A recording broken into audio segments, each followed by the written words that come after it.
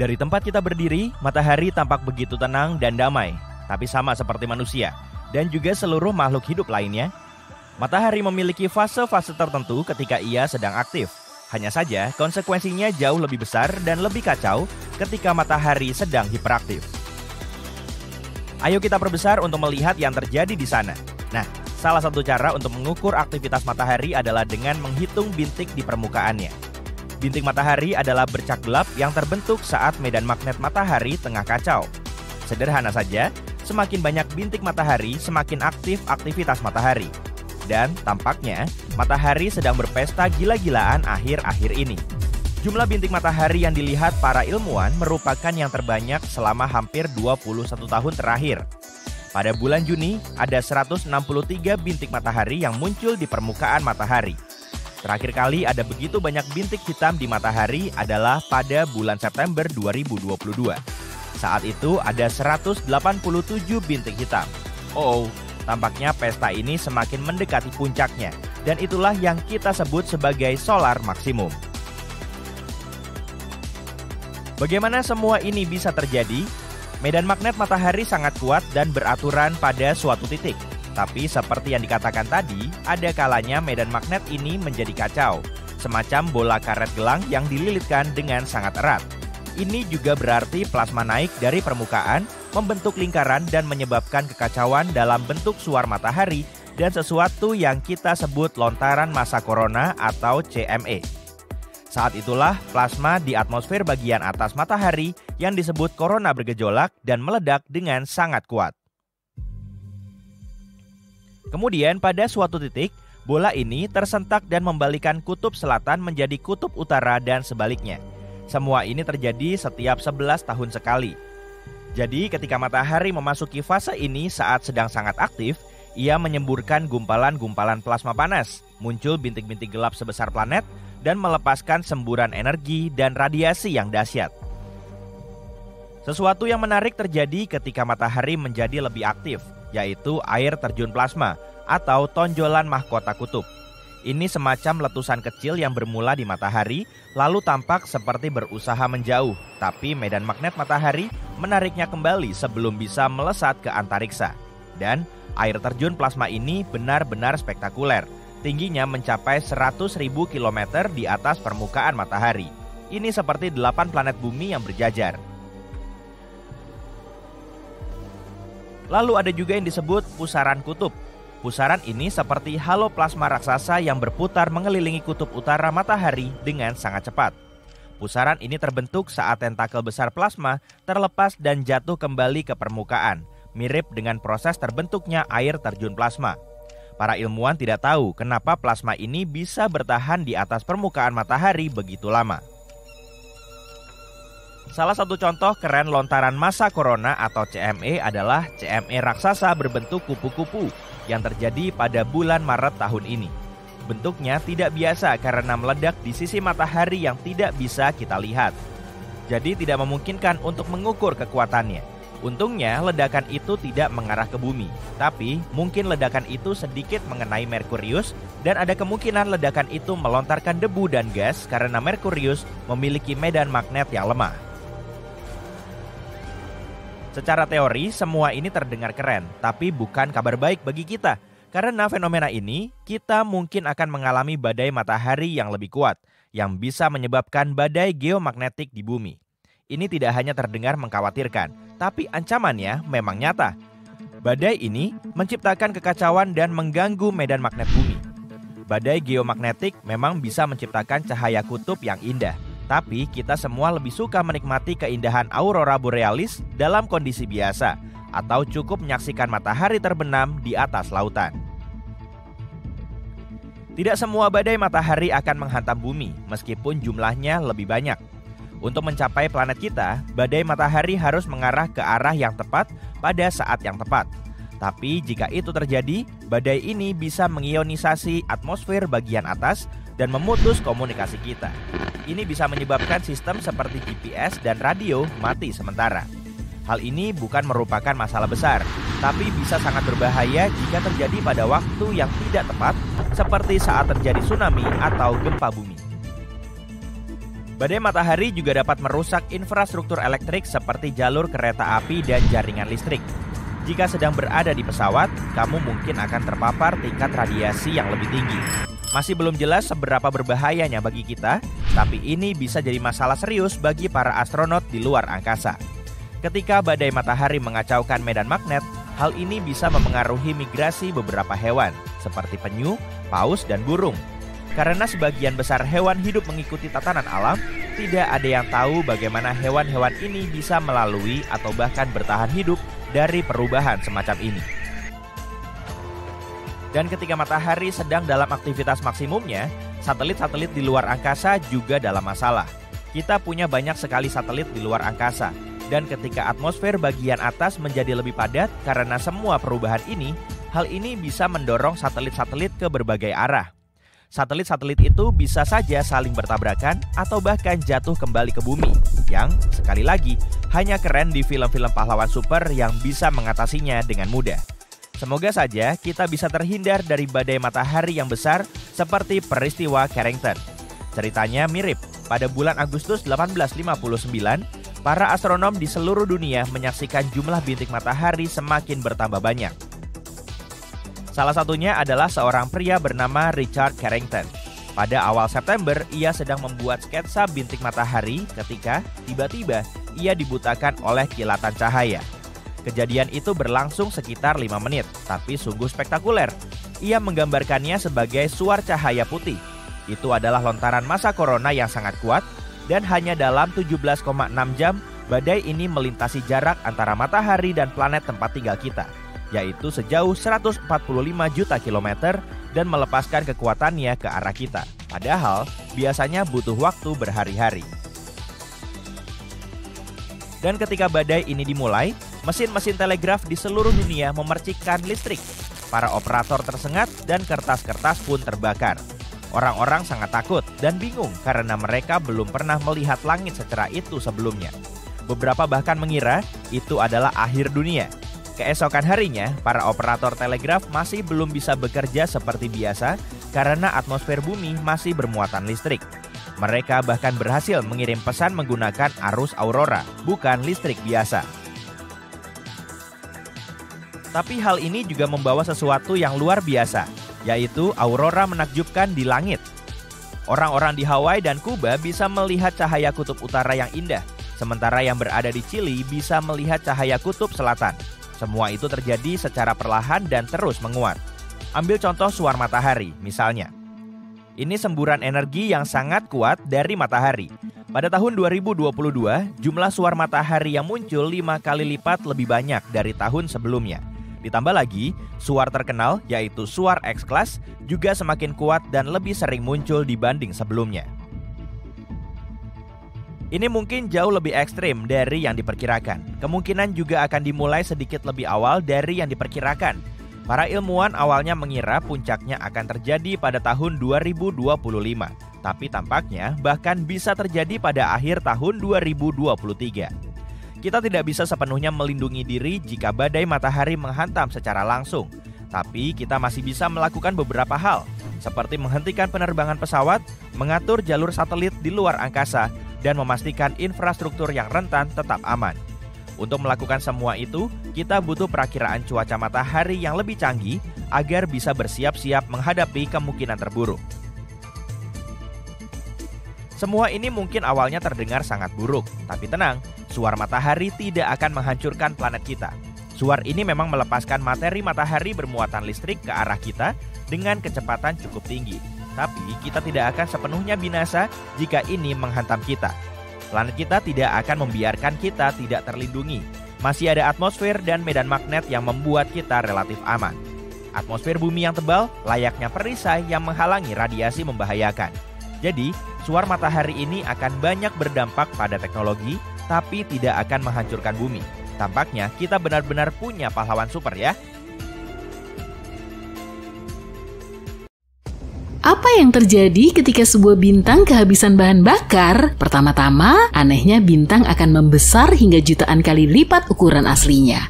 Saat inti bintang kehabisan hidrogen, bintang akan mengerut karena tarikan gravitasinya sendiri, tapi sebagian fusi hidrogen tetap berlangsung di lapisan atasnya. Saat mengerut, inti bintang akan memanas. Ini menyebabkan lapisan atas bintang ikut memanas dan mengembang. Diameter bintang pun bertambah. Semakin bertambah besar, bintang akan menelan materi apa saja, bahkan planet-planetnya sendiri. Para astronom sudah pernah mengamati bintang tepat sebelum atau sesudah menelan seluruh planet. Tapi sampai baru-baru ini, mereka belum pernah melihat proses itu sendiri. Para ilmuwan dari berbagai universitas melaporkan bahwa untuk pertama kalinya dalam sejarah, mereka berhasil menyaksikan bintang menelan planet. Dan peristiwa tragis ini terjadi bukan di galaksi yang jauh, melainkan masih di galaksi Bima Sakti, sekitar 12.000 tahun cahaya dari bumi. Para astronom melihat ledakan dari sebuah bintang yang masanya sekitar 0,8 sampai 1,5 kali massa matahari di dekat rasi bintang Aquila yang mirip elang. Bintang tersebut menjadi 100 kali lebih terang dari biasanya hanya dalam waktu 10 hari, dan setelahnya cahaya itu dengan cepat menghilang. Yang lebih menarik lagi, kilatan cahaya putih panas ini diikuti sinyal yang berdurasi lebih lama dan lebih dingin daripada kilatan cahaya pertama. Kombinasi ini hanya bisa berarti satu hal: bintang itu menelan planet di dekatnya. Planet apakah itu? Para astronom menduga itu merupakan planet super panas dengan massa 1-10 kali massa Jupiter. Planet seperti itu juga disebut Jupiter panas. Ini merupakan eksoplanet raksasa mirip Jupiter yang ada di tata surya kita dan hanya butuh waktu kurang dari 10 hari untuk mengitari bintang induknya. Planet yang kita bicarakan ini perlahan bergerak mengelilingi bintang itu sampai akhirnya tertarik masuk ke atmosfernya dan akhirnya terperangkap di dalam inti bintang yang hampir mati. Perjamuan galaksi ini terjadi antara 10.000 hingga 15.000 tahun lalu saat bintang itu berusia sekitar 10 miliar tahun. Dan mengingat usianya yang sangat tua, proses menelan itu sendiri terjadi secepat kilat dalam satu gerakan. Ini sangat berbeda dengan Jupiter panas lainnya yang dilahap perlahan-lahan oleh bintang induknya. Para astronom gak yakin apakah ada planet lain yang mengitari bintang ini pada jarak yang aman. Kalaupun ada, mungkin butuh ribuan tahun sebelum akhirnya planet-planet itu menjadi hidangan utama atau makanan penutup si bintang. Yang jelas setelah para astronom tahu apa yang harus dicari, mereka akan terus memantau terjadinya peristiwa kosmik serupa. Karena suatu hari nanti, planet kita dan juga sebagian dari tata surya akan mengalami nasib yang sama, semua yang ada di sekitar kita akan lenyap dalam sekejap. Tapi kamu bisa tenang dan bernapas lega karena peristiwa itu tidak akan terjadi sampai 5 miliar tahun lagi. Saat itulah matahari diperkirakan akan kehabisan tenaga dan mengembang begitu besar hingga menelan planet-planet dalam tata surya seperti Merkurius, Venus, Bumi, dan Mars. Jika manusia sudah berhasil mendiami planet lain pada saat itu, yang jaraknya paling tidak 10.000 tahun cahaya dari bumi, maka mereka akan bisa menyaksikan bencana ini. Matahari tiba-tiba menjadi jauh lebih terang dan melontarkan sejumlah materi keluar angkasa. Matahari akan menelan beberapa planet termasuk bumi sebelum akhirnya kembali seperti semula. Tapi bintang bukan satu-satunya objek di alam semesta yang menelan objek-objek angkasa lainnya. Ada monster kosmik lain yang melahap segala sesuatunya, bahkan cahaya. Sudah bisa menebaknya? Benar, yang kumaksud adalah lubang hitam. Tapi yang lebih menarik lagi, lubang hitam ini tidak hanya melahap segala sesuatu, tapi juga memuntahkannya.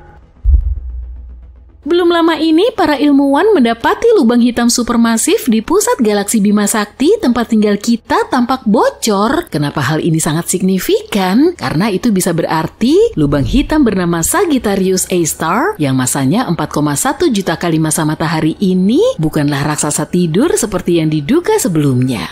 Dia mungkin masih aktif, dan kebocoran ini bisa jadi disebabkan karena lubang hitam tersebut cegukan ketika menelan awan gas. Dalam penelitian ini, tim astronom menggunakan teleskop luar angkasa Hubble. Teleskop ini membantu mereka menemukan semburan yang tampak seperti obor tiup. Semburan itu mendorong awan hidrogen di pusat galaksi kita dan tampak seperti memuntahkan gas mirip selang yang diarahkan ke tumpukan pasir.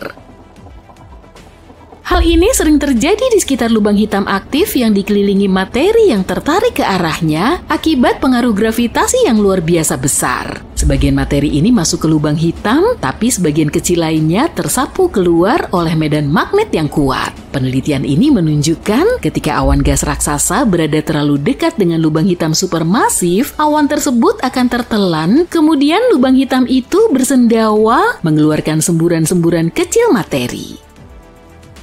Gelombang Fermi mungkin merupakan hasil dari sendawa yang terjadi sekitar 2 hingga 4 juta tahun lalu. Tapi baru-baru ini, para ilmuwan menemukan gelembung gas panas raksasa yang bercahaya. Gelembung ini sejajar dengan semburan yang memanjang sejauh 35 tahun cahaya atau lebih dari lubang hitam supermasif. Para astronom menduga semburan itu bisa saja menghantam gelembung gas tersebut dan membuatnya mengembang. Nah, aku akan memberitahu sesuatu yang lebih menyeramkan lagi nih. Sepertinya ada lubang hitam yang saling memakan satu sama lain. Semacam itu, saat ini keduanya sedang berbagi makanan, tapi tidak ada yang tahu apa yang akan terjadi di masa depan. Biar ku jelaskan lebih detail ya.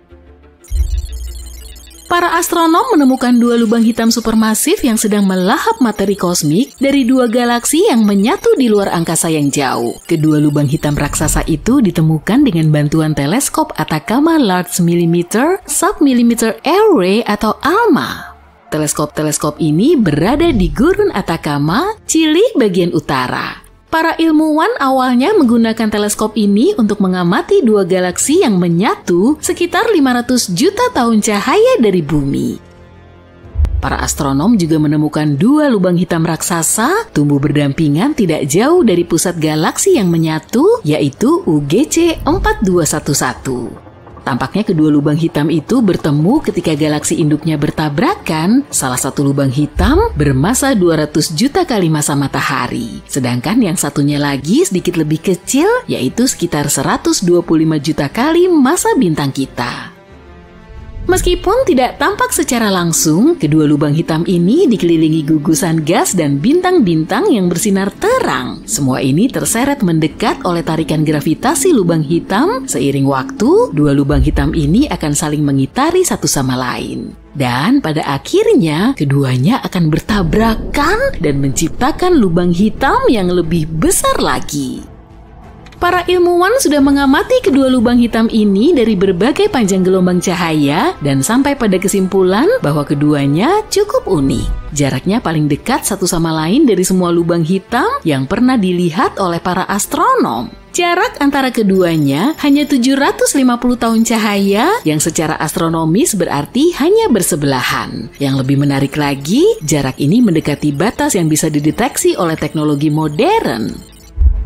Menariknya, penyatuan massa yang sangat besar seperti itu lebih umum terjadi pada galaksi-galaksi yang jauh, karena itu teleskop-teleskop di bumi sulit menangkapnya. Tapi kepekaan ALMA membantu para astronom mengamati area yang terang dan padat di mana materi berputar di sekeliling lubang hitam. Bayangkan betapa terkejutnya para astronom ketika mereka tidak hanya melihat satu, melainkan 2 lubang hitam yang sedang melahap debu dan gas yang terbentuk akibat penyatuan masif di antariksa.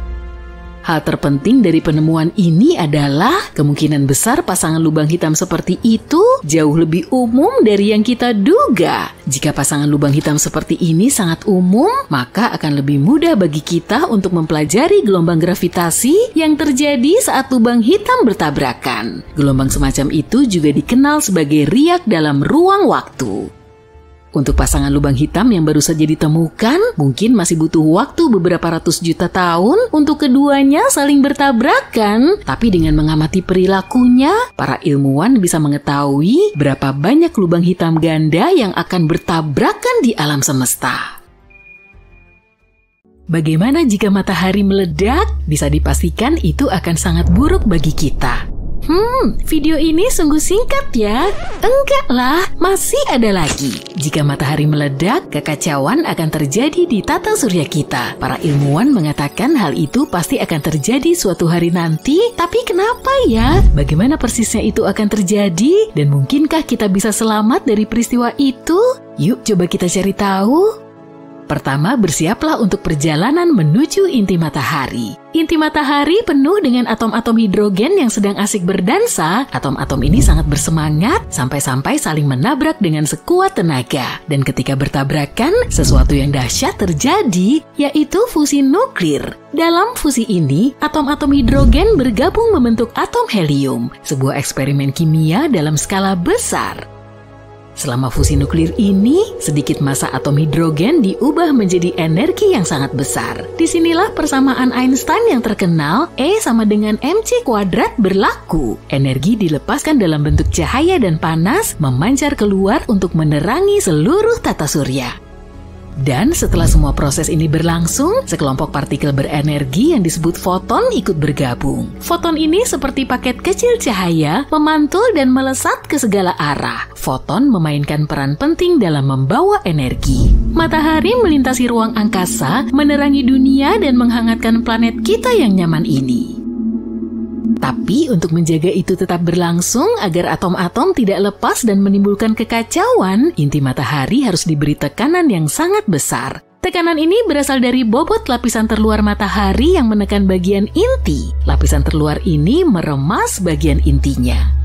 Tapi lapisan dalam tidak menyerah. Energi yang dihasilkan dari fusi dan foton yang bergejolak berusaha keras untuk keluar dari inti matahari. Tapi inti matahari sangat padat dan tekanannya sangat besar, sehingga energi itu butuh waktu lama untuk bisa keluar. Energi itu memantul-mantul, diserap dan dipancarkan kembali oleh partikel-partikel lain. Akhirnya setelah sekian lama, energi tersebut mencapai permukaan matahari dan melesat ke angkasa. Lalu sampai kepada kita sebagai sinar matahari. Nah, sekarang kamu tahu cara kerja matahari, lalu apa yang terjadi ketika matahari mencapai akhir umurnya? Jadi begini, matahari memiliki persediaan bahan bakar hidrogen yang terbatas, sekitar 5 miliar tahun lagi, bahan bakarnya akan habis, setelah itu bintang ini akan mengalami perubahan besar. Perhatikan baik-baik ya, karena ada kemungkinan kita semua akan melewatkan hal ini. Pertama, matahari akan mengembang dan menjadi raksasa merah, memuai seperti balon. Ukurannya menjadi semakin besar hingga menelan planet-planet di dekatnya, termasuk bumi yang kita cintai ini. Bayangkan matahari akan memenuhi seluruh ruang angkasa. Jadi, kita bahkan tidak akan bisa melihat akhir dari matahari, kecuali pindah ke tempat yang lebih jauh. Setelah fase raksasa merah, matahari akan sedikit menyusut, lapisan terluarnya akan menghilang ke angkasa, meninggalkan nebula planet yang indah. Nebula ini akan menampakkan intinya yang bercahaya. Inti matahari yang kini dipenuhi helium akan mulai terdengar aneh dan juga mulai melebur elemen-elemen yang lebih berat seperti oksigen dan karbon. Reaksi ini tidak akan terlalu berenergi seperti pesta dengan hanya sedikit dansa dan lebih santai. Pada akhirnya helium pun akan habis dan matahari akan menjadi katai putih kecil seperti bintang tua yang sedang menikmati masa pensiunnya. Para ilmuwan memperkirakan matahari memiliki waktu sekitar 7 hingga 8 miliar tahun lagi sebelum cahayanya meredup. Tapi jangan khawatir, pada saat itu manusia mungkin sudah bepergian ke galaksi-galaksi yang jauh atau bahkan berevolusi menjadi makhluk luar angkasa yang menakjubkan. Jadi matahari kita tidak akan lenyap dengan ledakan seperti kembang api. Matahari tidak cukup besar untuk menjadi supernova atau lubang hitam. Bintang-bintang superstar itu butuh massa yang jauh lebih besar daripada massa matahari untuk melakukan trik-trik kosmik tersebut. Tapi gimana kalau bintang ini meledak secara tiba-tiba? Kejadiannya tidak terduga dan tanpa sebab. Yuk kita simak. Bayangkan ini, matahari meledak dan bumi pun kacau. Peristiwa ini melepaskan energi yang sangat besar, mengirimkan gelombang kejut yang melesat di angkasa dengan kecepatan cahaya. Butuh waktu sekitar 8 menit bagi gelombang kejut ini untuk mencapai bumi. Kenapa? Karena jarak rata-rata matahari ke bumi adalah 150 juta kilometer. Jadi cahaya matahari butuh waktu setidaknya 8 menit 20 detik untuk menempuh jarak itu dan sampai ke bumi. Sekarang kita bahas peristiwa itu sendiri, itu akan menjadi pemandangan yang luar biasa dan juga akan menjadi akhir dari segalanya. Energi luar biasa yang dilepaskan akan menyebabkan matahari mengembang dengan cepat dan menelan planet-planet dalam termasuk bumi. Bukan itu saja, bersiaplah untuk ledakan radiasi yang sangat dahsyat. Matahari akan melepaskan semburan partikel bermuatan super. Partikel-partikel ini termasuk sinar X dan gamma yang bisa mengacaukan segalanya. Saat menghantam atmosfer, partikel-partikel berenergi tinggi ini akan mengamuk dan menimbulkan berbagai kekacauan. Partikel-partikel ini mengionisasi atmosfer, menciptakan denyut elektromagnetik yang sangat besar. Denyut ini seperti gelombang kejut bagi perangkat elektronik, membakar, menyetrum, dan membuatnya rusak. Jadi jika tidak ada pelindung, perangkat elektronik akan bermasalah. Bicara soal masalah yang terjadi setelahnya, planet kita akan menguap seketika. Akhir dari matahari bukan saja hanya mengacaukan bumi, tapi juga mendatangkan malapetaka bagi seluruh tata surya. Semburan energi yang sangat besar itu menghantam segala sesuatu yang dilaluinya. Planet-planet dan objek-objek lain akan terlempar dari orbitnya, menyebabkan kekacauan dan ketidakpastian. Sabuk asteroid di antara Mars dan Jupiter, hilang, lenyap atau tersebar di telan angin kosmik. Bahkan planet-planet yang selamat dari peristiwa ini mungkin akan keluar dari orbitnya, mengembara entah kemana. Jangan lupakan planet-planet luar seperti Jupiter dan Saturnus. Planet-planet raksasa ini menghasilkan panas internal sendiri yang membuatnya nyaman dan menarik banyak bulan. Tapi ledakan matahari akan mencuri kehangatan mereka dan mengubahnya menjadi tempat yang sangat dingin. Setelah membahas betapa dahsyatnya bencana ini bagi semua yang ada di tata surya, kita coba ajukan pertanyaan logis, bisakah manusia selamat? Jawaban singkatnya adalah tidak. Kita tidak akan selamat. Semuanya akan musnah, kecuali mungkin beberapa bakteri cerdik yang bersembunyi di balik kegelapan. Tapi dalam skenario mustahil di mana matahari memperingatkan kita tentang rencananya, kita mungkin masih punya peluang. Jika kita tahu sejak awal dan punya waktu untuk mempersiapkan diri, kita bisa mencari cara agar selamat. Lalu apa yang bisa kita lakukan? Karena bumi sendiri tidak akan selamat dari amukan matahari, kita harus pindah ke tempat lain. Ingatkah kamu bahwa tidak semua planet akan hancur total? Sayangnya planet-planet yang paling dekat dengan matahari, yaitu Merkurius, Venus, dan bumi akan lenyap. Jadi pilihan termudah adalah pindah ke sistem tata surya lain yang dimiliki planet mirip bumi. Tapi gimana jika bumi berhasil selamat dari bencana ini? Gak usah kita pikirin gimana hal itu bisa terjadi. Kita bahas konsekuensinya saja ya. Iklim kita akan berubah drastis pada saat-saat pertama ledakan matahari. Radiasi dan partikel-partikelnya akan menaikkan suhu secara drastis seperti gelombang panas yang tak kunjung berakhir. Kita bicara soal efek rumah kaca yang dahsyat nih. Lautan akan menguap, menciptakan awan tebal dan lembut yang memerangkap panas dan menolak melepaskannya ke angkasa. Setelah itu, tanpa pelukan hangat matahari, bumi akan segera menjadi freezer. Jadi kita harus berpikir kreatif. Salah satu idenya adalah berlindung jauh di bawah tanah, di mana kita tidak akan terlalu terpengaruh oleh radiasi dan perubahan suhu tiba-tiba. Saat menggali lebih dalam, suhu akan meningkat. Jadi dengan alat dan sumber daya yang tepat, manusia bisa meringkuk di dalam bunker perlindungan, bertahan selama beberapa tahun tanpa sinar matahari. Kenapa hanya beberapa tahun? Ingatkah kamu bahwa matahari adalah pusat gravitasi tata surya kita? Tanpanya, bumi akan terombang-ambing mencari pusat gravitasi yang baru. Bayangkan planet kita, satelit kita, bulan, dan planet-planet lain perlahan bergerak di luar angkasa. Untungnya matahari kita kini masih ada, menjaga kita tetap hangat dan bersinar untuk lebih banyak lagi petualangan kosmik yang akan datang. Jadi kita masih aman untuk beberapa miliar tahun lagi, tapi seru juga sih membayangkan skenario yang mustahil. Nantikan skenario-skenario lain. Apakah matahari bisa padam? Misalnya nih, kalau kita siram sama semua air di samudra yang ada di bumi atau bahkan lebih dari itu, bakal gimana ya jadinya? Yuk cari tahu. Alam semesta adalah tempat yang penuh misteri. Sejak dulu, para ilmuwan banyak berselisih pendapat tentang luar angkasa. Tapi kita nggak pernah meragukan keberadaan satu objek, yaitu matahari. Pusat tata surya kita. Objek ini besar, terang, dan abadi.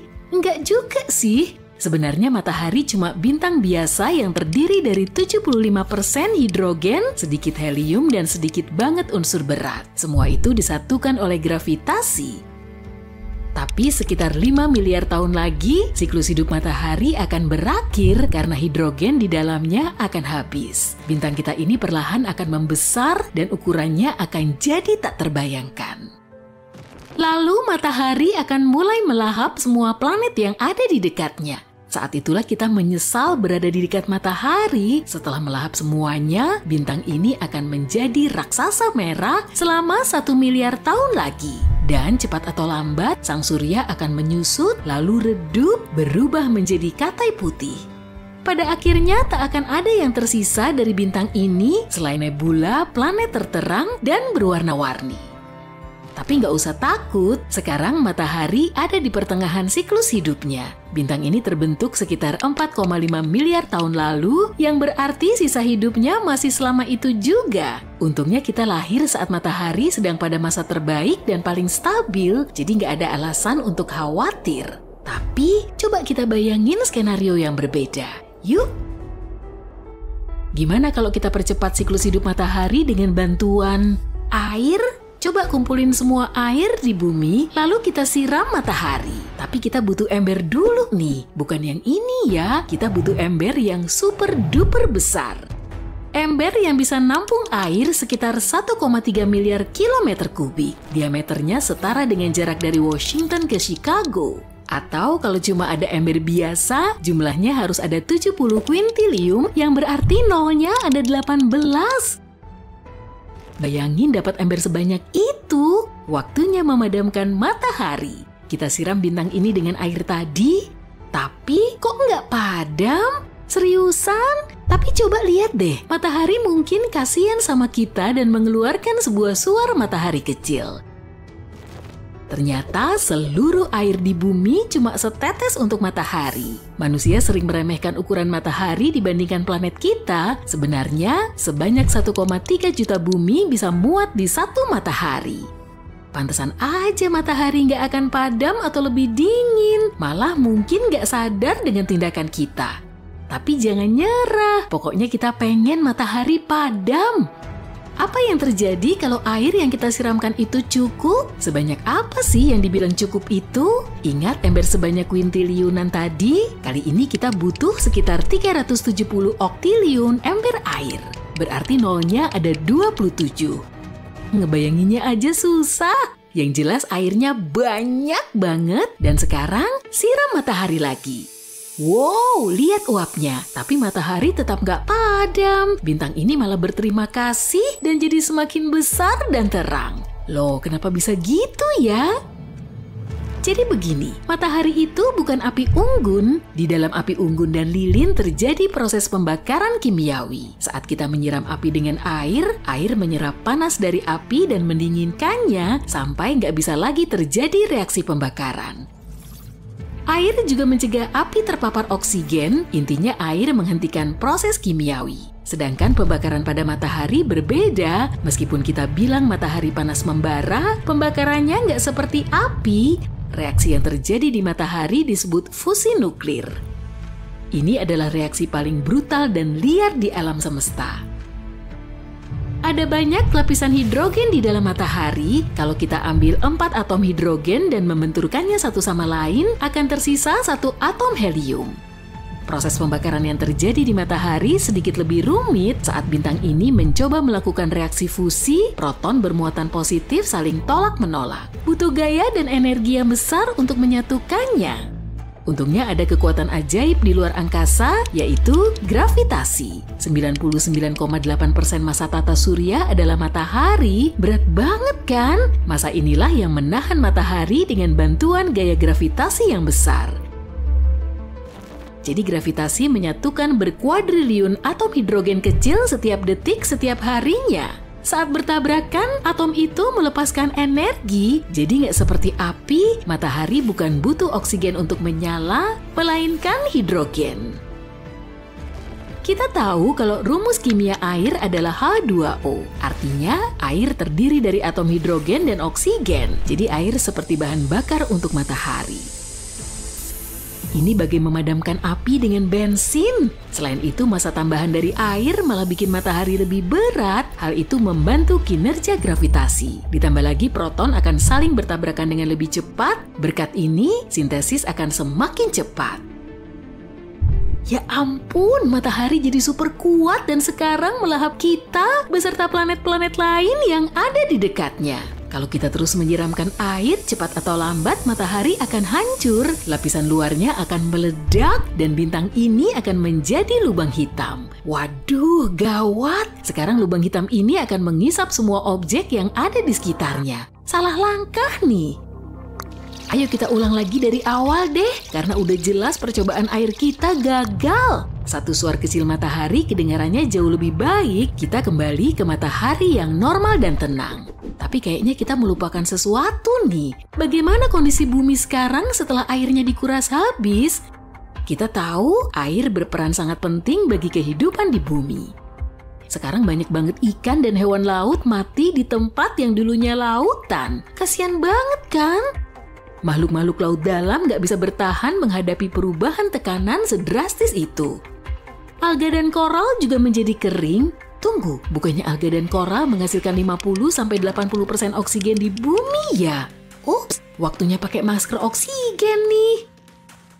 Terus gimana keadaan di daratan? Sekarang semuanya jadi daratan sih, tapi kamu ngerti lah. Wow, daratannya jadi panas banget. Ini udah pasti. Kalau nggak ada laut, berarti nggak ada awan atau hujan.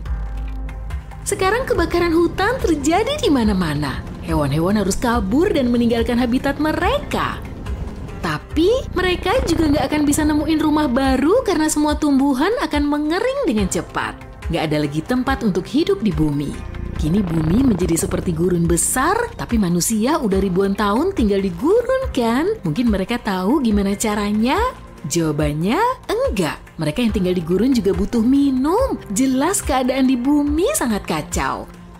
Semua yang masih bertahan hidup saling berebut tetesan air terakhir. Itu pun kalau ada makhluk yang masih hidup, sekeras apapun mereka berjuang, nasib mereka udah jelas. Laut menyerap banyak sekali karbon dioksida dan panas dari matahari. Laut juga menyebarkan panas ke seluruh bumi sehingga nyaman dihuni. Dan begitu laut hilang, suhu akan naik dengan cepat hingga minimal 121 derajat Celcius. Tapi meskipun suhunya nggak seberapa, sekarang udah nggak ada lagi awan. Padahal awan juga mencegah kita terkena radiasi matahari loh. Jadi kita juga terpapar dampak langsung cahaya matahari. Harapan kita tinggal gunung-gunung es, tapi karena suhu udah panas banget, gunung es pun mencair. Padahal mungkin gunung es ini jadi harapan terakhir umat manusia. Tapi suar mataharinya keren sih, dasar manusia. Jujur aja, untuk ukuran bintang, matahari kita sebenarnya cukup membosankan. Ya memang gak ada yang istimewa.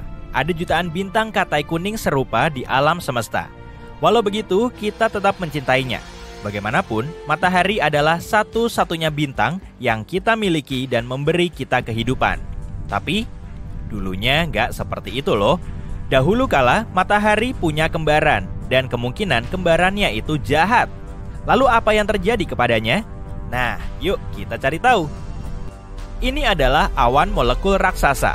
Awan ini juga disebut nebula gelap. Di sini ada banyak gumpalan antar bintang yang penuh dengan gas, debu, dan tumpukan bintang. Awan-awan ini tidak memiliki batas yang jelas dan seringkali memiliki bentuk yang aneh. Kamu bahkan bisa melihat beberapa di antaranya dengan mata telanjang. Lihatlah langit yang cerah di malam hari. Awan-awan ini terlihat seperti bintik-bintik gelap di seluruh Bima Sakti yang terang. Dan disinilah matahari kita lahir sekitar 4,5 miliar tahun lalu. Matahari berasal dari salah satu awan molekul ini. Miliaran tahun lalu, gelombang-gelombang energi melintas di sini. Gelombang-gelombang itu mengumpulkan semua materi dan menekan gumpalan-gumpalan itu menjadi inti yang padat. Saat itulah protobintang lahir. Protobintang muda ini merupakan bola hidrogen dan helium yang hangat. Lalu, jutaan tahun kemudian, suhu dan tekanan di dalam bola ini meningkat. Sebagai hasilnya, sebuah bintang lahir. Dialah matahari.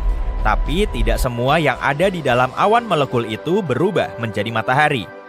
Materi yang tersisa mulai berputar mengelilingi bintang baru itu. Dan seperti dugaanmu, materi-materi itu perlahan berubah menjadi planet-planet, termasuk bumi kita. Begitulah tata surya kita terbentuk.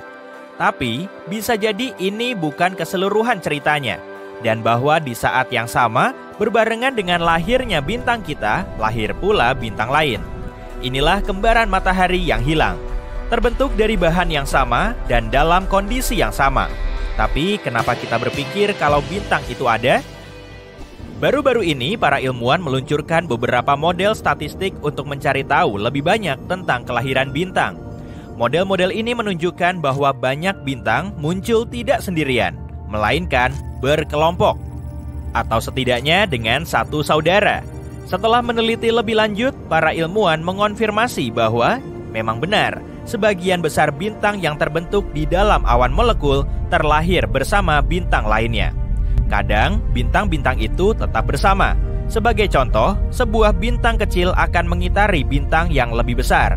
Mereka bahkan bisa membentuk sistem bintang ganda, triple, dan sistem bintang lainnya. Dan terkadang, jalur mereka bisa terpisah selamanya. Hal ini mungkin juga terjadi pada matahari. Bisa saja matahari punya saudara. Mungkin juga tidak hanya satu, tapi sekelompok saudara-saudara kecil. Serta satu saudara kembar yang lebih besar dengan massa dan karakteristik lain yang sama. Tapi, kalau memang demikian, lalu di mana kembaran yang hilang itu? Nah, kami punya satu hipotesis. Dan menurut hipotesis itu, kembaran ini mungkin tidak sebaik yang terlihat. Pada tahun 1980-an, para ilmuwan mulai menyadari adanya pola tertentu dalam sejarah bumi. Kira-kira setiap kurang lebih 27 juta tahun, kepunahan besar-besaran terjadi di planet kita. Cukup aneh bukan? Setiap 27 juta tahun dalam sejarah bumi, terjadi suatu bencana yang mengubah biosfer bumi selamanya. Seolah sesuatu yang terjadi secara bersiklus dan terjadwal menjadi penyebabnya. Kemudian seorang astronom bernama Richard Muller berpendapat bahwa mungkin ada sesuatu yang menyebabkan kejadian-kejadian ini, yaitu sebuah benda langit tertentu. Menurutnya, benda tersebut bisa jadi sebuah bintang katai yang tidak bisa kita lihat karena terlalu redup. Letaknya sekitar 1,5 tahun cahaya dari kita. Bintang ini berotasi mengelilingi matahari dalam orbit yang sangat besar dan butuh waktu sekitar 27 juta tahun untuk menyelesaikan satu kali putaran. Dan ketika berada di titik terdekat dengan matahari, bintang ini mulai menimbulkan kekacauan. Ketika mendekati bumi, si pengacau ini mengubah lintasan komet-komet di awan Oort maupun di sabuk Kuiper. Akibatnya, semua komet ini mulai melesat ke arah kita, kemudian menabrak bumi dan menyebabkan kepunahan massal seperti yang terjadi pada dinosaurus. Bintang hipotetis ini diberi nama Nemesis. Nemesis adalah nama dewi pembalasan dari Yunani kuno. Tapi untuk apa ia membalas dendam kepada kita? Entahlah, mungkin ia tidak suka bahwa dahulu kala matahari mengambil hampir semua debu dan gas dari awan molekul. Matahari menjadi bintang yang cukup besar, tapi kembarannya tetap gelap dan kecil. Bahkan pada akhirnya, kembarannya terpaksa harus terbang ke tempat yang sangat jauh. Siapapun pasti kesal kalau mengalami hal seperti ini. Para ilmuwan sudah mengajukan berbagai hipotesis tentang apa sebenarnya Nemesis yang misterius itu. Mungkin ia katai coklat atau merah, sisa-sisa bintang yang telah kehabisan bahan bakar, atau mungkin ia sama sekali bukan bintang, melainkan planet yang lebih besar dari Jupiter. Apapun itu, keberadaannya tidak menyenangkan bagi kita. Tapi sayangnya, semua usaha kita untuk menemukan bintang itu gagal. Sampai saat ini, kita masih belum menemukan tanda-tanda keberadaan Nemesis. Studi terkini mempertanyakan teori kepunahan massal rutin. Jika kamu mempelajari lebih lanjut catatan fosil, kamu akan mendapati bahwa bencana-bencana ini terjadi secara acak, bukan berdasarkan jadwal yang teratur. Kini, para ilmuwan meragukan apakah Nemesis benar-benar ada. Mereka juga mengatakan bahwa bintang manapun yang bergerak di orbit yang sama akan sangat tidak stabil dan sangat tidak mungkin bisa bertahan selama itu. Tapi meskipun tidak ada bukti yang jelas, Nemesis menjadi cukup terkenal di internet. Banyak artikel dan berita yang masih menyebutnya dalam konteks yang berbeda. Mereka suka mengaitkan peristiwa dramatis apapun yang terjadi di dunia seperti jatuhnya asteroid, tsunami, dan sebagainya dengan bintang misterius ini. Jadi, sekarang semua ini mungkin tampak seperti legenda urban biasa, tapi jangan lupakan sesuatu yang penting. Sekalipun Nemesis itu sendiri tidak ada, bukan berarti matahari tidak memiliki kembaran. Pertama-tama, semua yang kita bicarakan di awal tadi masih relevan. Sebagian besar bintang tidak terlahir sendirian. Kemungkinan matahari memiliki saudara masih sangat tinggi. Kedua, mungkin ada bukti keberadaan kembaran yang hilang itu. Dan mungkin saja kembaran itu ada di suatu tempat di awan Oort. Awan Oort adalah awan besar di batas luar tata surya. Awan ini terdiri dari sekumpulan komet dan batuan dingin lainnya. Para ilmuwan meyakini bahwa awan ini menyimpan berbagai puing dan serpihan dari segala sesuatu yang tersisa setelah kelahiran tata surya. Awan ini bagaikan museum raksasa masa lalu kita. Jadi di awan Oort ini, para ilmuwan melihat sesuatu yang menarik. Pada dasarnya, wilayah ini tampaknya terlalu berat. Penampakan awan Oort tidak sesuai dengan model pembentukan tata surya yang ada saat ini. Awan ini terlalu berat karena ada sisa-sisa, sesuatu di dalamnya. Jadi, dulunya ada sesuatu di tata surya yang belum kita ketahui. Tapi ketika para ilmuwan memasukkan kemungkinan matahari kedua dalam perhitungan mereka, semuanya cocok. Seperti kepingan puzzle yang tertinggal, kembaran matahari yang hilang itu sangat cocok dengan selisih berat dari awan Oort. Jadi begitulah, matahari hampir pasti memiliki kembaran. Tapi apa yang terjadi padanya? Dan di manakah keberadaannya sekarang? Sayangnya, bintang ini kemungkinan besar sudah berada sangat jauh. Mungkin saja setelah terlahir, matahari dan saudaranya, sebut saja matahari versi 2, hanya menghabiskan waktu beberapa juta tahun bersama. Dan kemudian mereka harus berpisah selamanya. Sekarang kembaran matahari ini mungkin berjarak ratusan tahun cahaya dari kita. Itu bisa di mana saja di galaksi Bima Sakti. Memang sih secara teori kita bisa menemukannya, tapi itu akan sangat sulit. Untuk melakukannya, kita harus menemukan semua bintang yang mirip dengan matahari dengan usia yang sama di seluruh galaksi Bima Sakti. Dan kalaupun kita sudah membuat daftar bintang-bintang itu, apa selanjutnya? Kita tidak punya cara untuk mengetahui bintang mana yang benar-benar kembaran matahari. Jadi, kembaran yang hilang kemungkinan besar tak akan ketemu, dan matahari kita akan tetap kesepian selamanya. Sungguh kisah yang menyedihkan. Tapi bergembiralah, bagi kita, ini mungkin yang terbaik. Kalau kita punya 2 matahari, mungkin tata surya tidak akan terbentuk seperti sekarang ini. Planet kita mungkin tidak akan pernah ada sama sekali, dan itu artinya tidak akan ada kehidupan. Jadi, kita mungkin harus berterima kasih atas pengorbanan matahari. Tapi kalau seandainya ada 2, matahari terbenam kita akan tampak seperti yang ada di Tatooine loh. Keren deh.